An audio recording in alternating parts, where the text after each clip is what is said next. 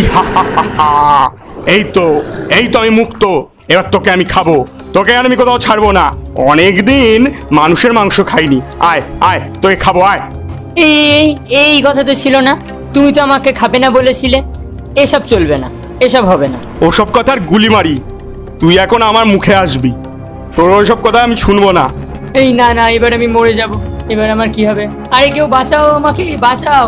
এখানে কথার কেউ দাম রাখে না।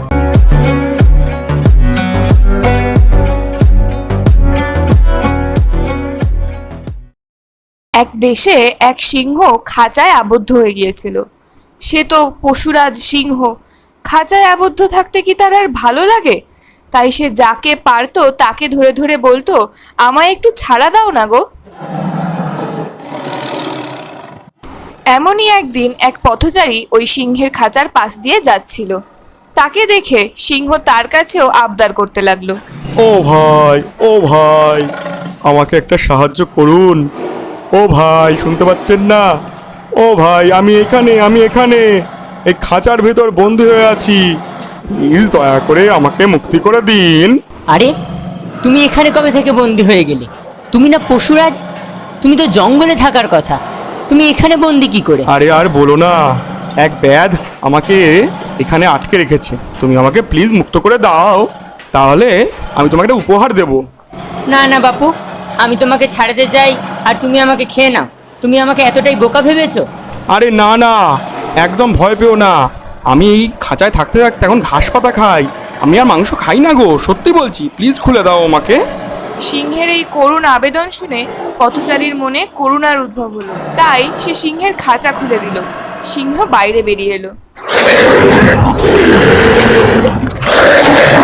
ইহাহাহা। এই তো আমি মুক্ত। এবার তোকে আমি খাবো, তোকে আর আমি কোথাও ছাড়বো না। অনেকদিন মানুষের মাংস খাইনি।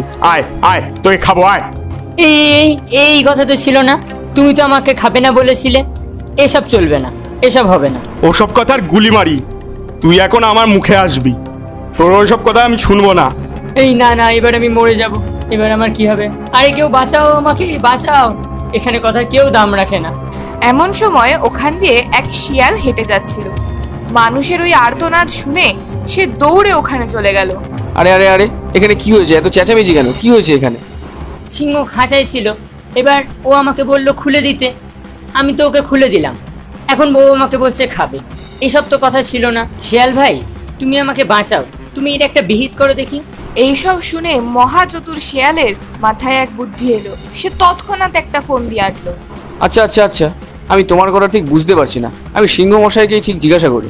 ও রাজা মশাই, ব্যাপারটা ঠিক কি হয়েছে বলুন তো? মানুষটা কি জন্য চিল্লাচ্ছে?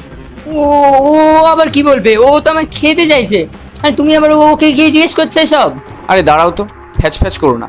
ও রাজা মশাই, বলুন না কি হয়েছে?